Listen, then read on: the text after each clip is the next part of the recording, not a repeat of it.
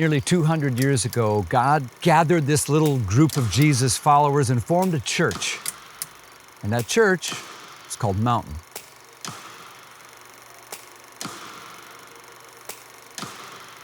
For 198 years, God's mission through Mountain has been unstoppable. And that's because at each defining moment along the way, Mountain people have stepped up with this gritty determination and this radical commitment to a faithful God who keeps making a way where there seemed to be no way. This is a defining moment. This is a time for the people of God to rise up. You are being called to make a difference with your life by stepping forward and saying, I'm in it for good.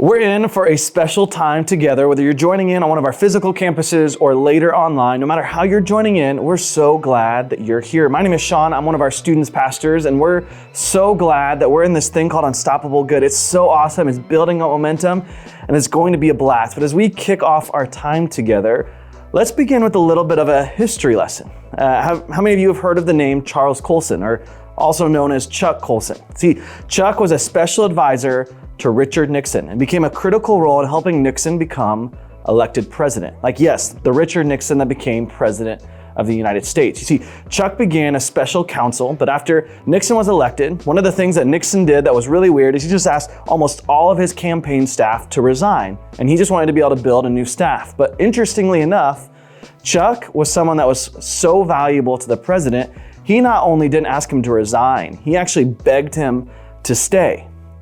And it was so much so that Nixon pursued Chuck time and time again for him to stay on staff. Chuck did so well for Nixon that soon Chuck was leading a whole staff team and liaisoning with different important groups, helping Nixon on the political side. And it was soon that Chuck became known as a political hardballer, someone who got stuff done, known in some ways as Nixon's Hatchet Man. Imagine that being your nickname. I mean, Nixon's Hatchet Man. That's awesome. But get this, it went even further than that because Chuck was committed to Nixon. And in the headlines in 1972 during Nixon's re-election campaign, there was a false quote that was printed that said that Chuck said, "I would walk over my grandmother for Richard Nixon." How many of you would walk over your grandmother for someone else? I mean, this was something that we found out, and as we see, Chuck really didn't say. But when his secretary told him about this headline, Chuck didn't try to rebuff it. Instead, he went on with business as usual and allowed the people around DC to believe that it was true. In a lot of ways, Chuck was an unstoppable force for Nixon. And this then led to what is now called the Watergate scandal. The Nixon campaign during his re-election was accused of bugging the opposing political party's office, along with several other very questionable, shady things, including using government agencies to help get the president elected. And all of this, Chuck Colson eventually was federally indicted and became what was known as the Watergate 7 as a key advisor to the president. See, Chuck went from someone who had it all, who had the presidency or the most powerful person in the world, to all of a sudden becoming someone who was federally indicted. And after months of accusations and investigations and interviews, it became clear that this was all leading to a trial where imprisonment was a very real reality. How did Chuck go from having it all to all of a sudden looking at a federal grand jury trial that might end up leading him to prison? In a lot of ways, I think it goes back to what he surrendered to. For Chuck, he surrendered to Nixon. He was willing to do anything, stop at nothing, to be able to help Nixon go to where Nixon needed to go. So that leads us to the question today. What are you surrendered to? What are you willing to give your life to? What are you willing to stop at nothing to have accomplished?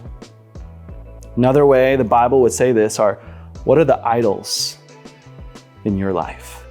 Because here's the hard truth. No matter what we do, we all surrender to something. There's always something we surrender our lives to. For example, And this is even true if we don't want to go the route of, I don't want to surrender to anything. I don't want any ties that hold me back or control me. It's ironically this choice in surrendering to nothing that actually surrenders us to the principle of freedom and having that drive everything we do in life. But more than likely, that probably isn't you. So what do you surrender your life to? For me, it's been several things throughout my life. And I can sadly say, as much as I accepted Jesus as my Lord and Savior in 3rd grade and was baptized, I can't say my life represented that until about halfway through high school.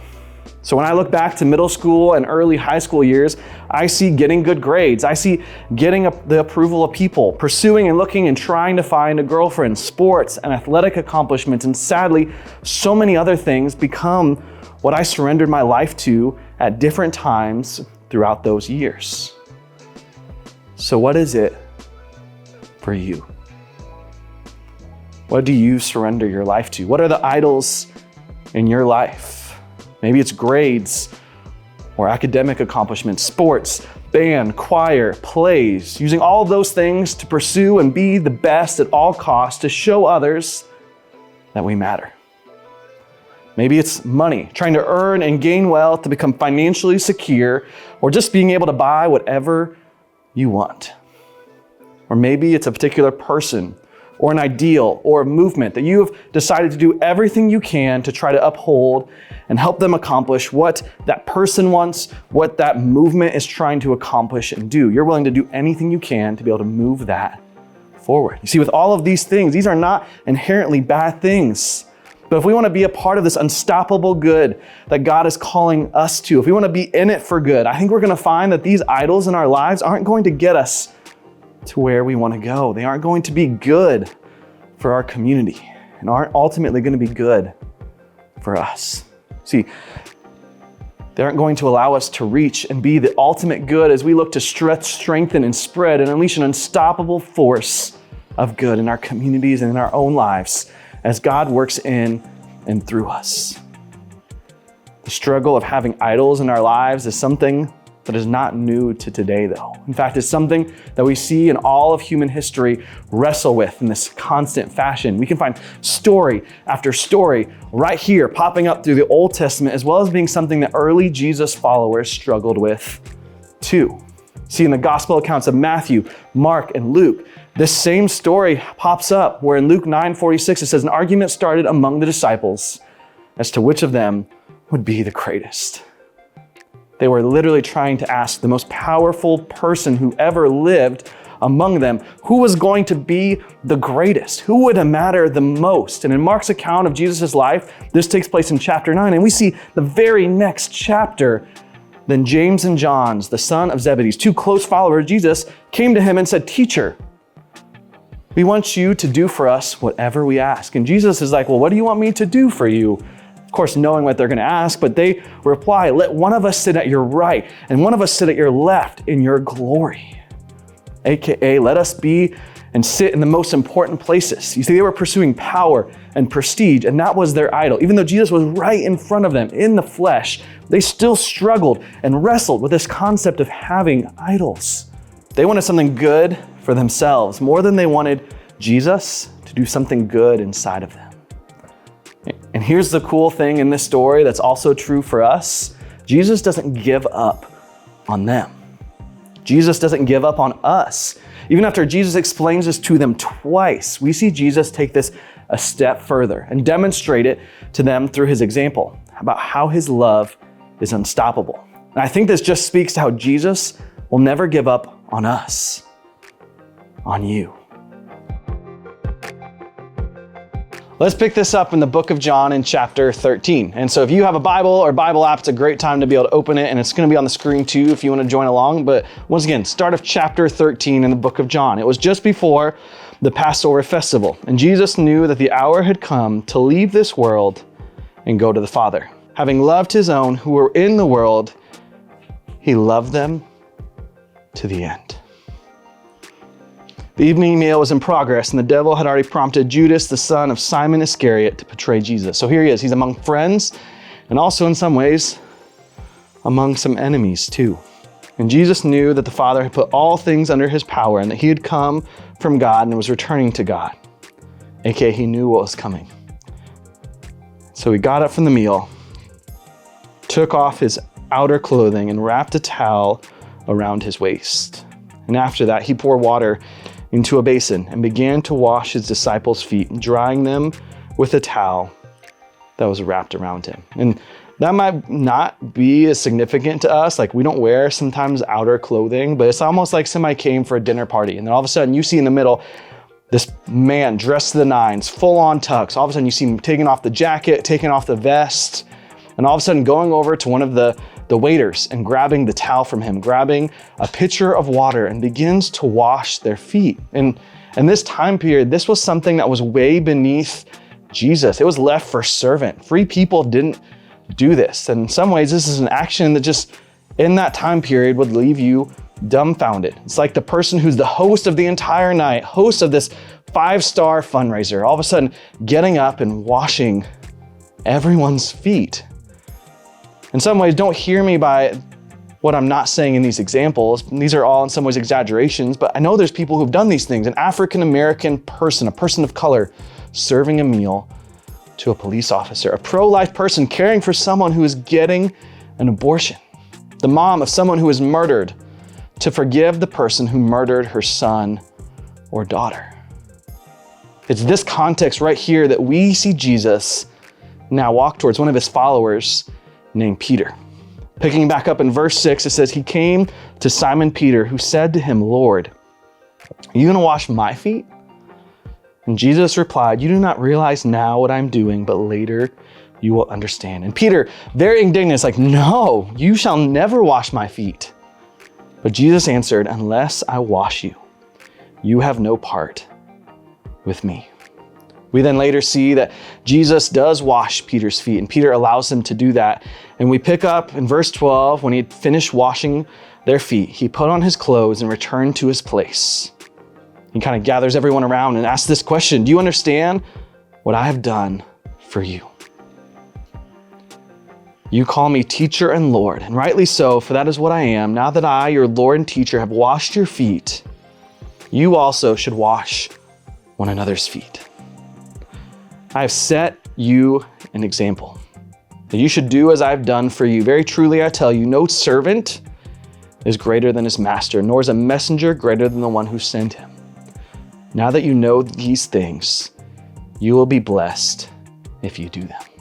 Just think about the context of competing about who's better than the other, and Jesus, in this ultimate move, goes to the lowest position, goes to the lowest spot and begins to wash his friend's feet, something that no one expected or wanted.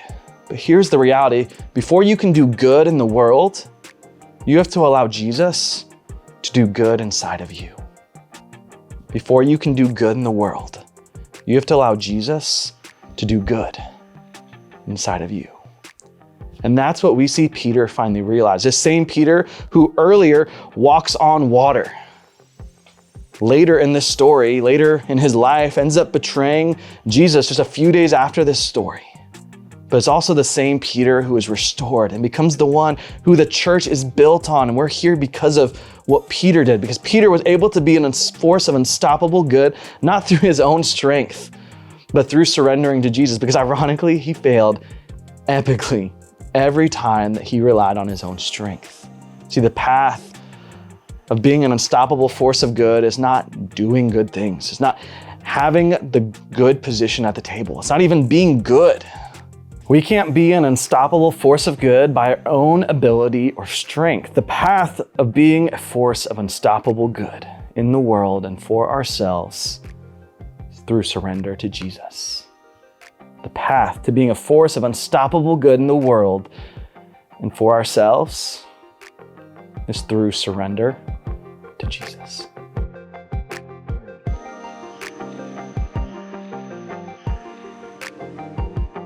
So in this, what good does Jesus need to do inside of you? What aspect of your life do you need to surrender to Jesus? What idol do you need to lay down before him and allow Jesus to take it? Whatever that is, I want to encourage you right now to write that down and offer as a prayer to Jesus to allow him to take control of your idol or the area of your life that you've kind of like kept him at bay, and give it over to him. Surrender it to him. Like for real, like take a second and write it down. And if you're joining one of our campuses, you have a card for that. If you're joining online, just write it on a piece of paper. What do you need to surrender to Jesus to allow him to do good inside of you? What do you need to surrender to Jesus to allow him to do good inside of you?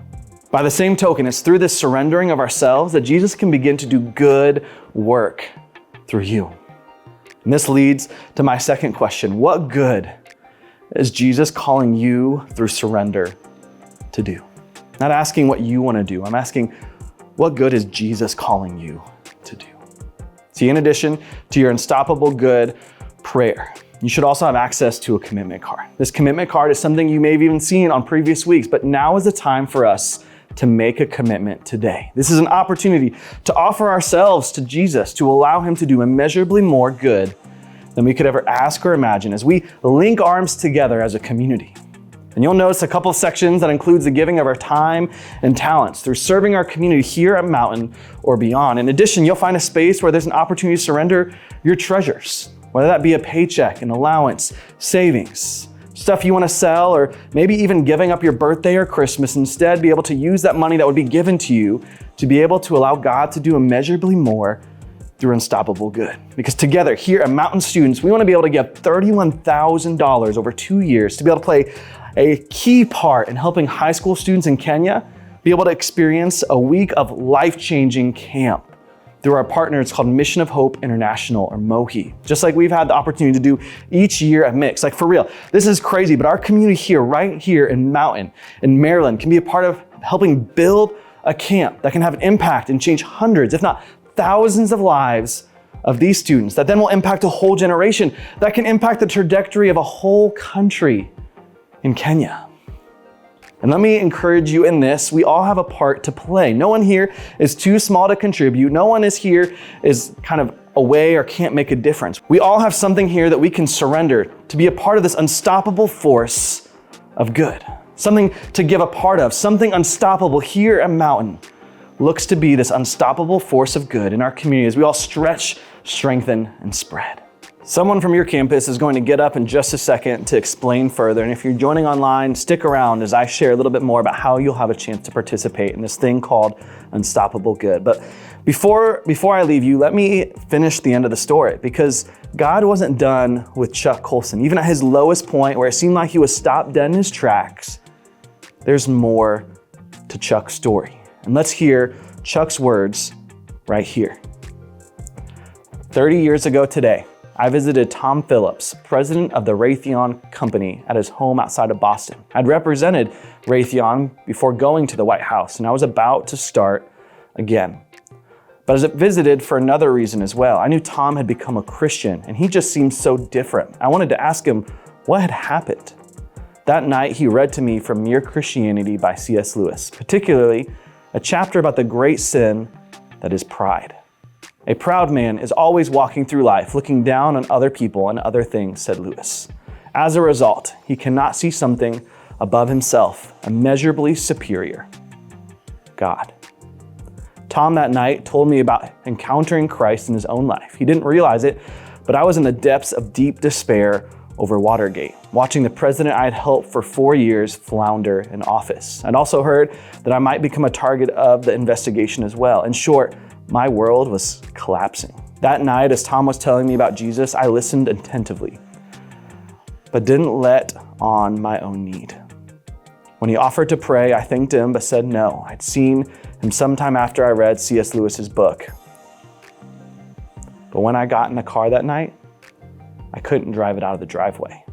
Ex-Marine captain, White House tough guy. I was crying too hard, crying out to God. I didn't know what to say. I just knew I needed Jesus, and he came into my life. That was 30 years ago. I've been reflecting of late on the things God has done over that time as I think about my life, the beginning of the prison ministry, our work in the justice area, our international ministry that reaches 100 countries, and the work of Wilderbur Force Forum and Breakpoint. I've come to appreciate the doctrine of providence It's not the world's idea of fate or luck, but the reality of God's divine intervention. He orchestrates the lives of his children to accomplish his good purposes. God has certainly ordered my steps. I couldn't have imagined when I was going in prison that I would someday be going back to the White House with ex-offenders as I did on June 18th, or that we'd be running prisons that have an 8% recidivism rate, or that Breakpoint would be daily heard on 1,000 outlets across the United States and on the internet. The truth that is uppermost in my mind today is that God isn't finished. As long as we're alive, he's at work in our lives. We can't live lives of obedience in any field because God providentially arranges the circumstances of our lives to achieve his objectives. And that leads to the greatest joy I've found in life. As I look back on my life, it's not having been to the Buckingham Palace to receive the Templeton Prize or getting honorary degrees or writing books. The greatest joy is to see how God has used my life to touch the lives of others, people hurting and in need. It's been a long time since the dark days of Watergate, and I'm still astounded that God would take someone who was infamous in the Watergate scandal, soon to be convicted felon, and take him into his family and then order his steps in the way that he has with me. God touched me at that moment in Tom Phillips' driveway, and 30 years later, his love and kindness touch and astound me still today.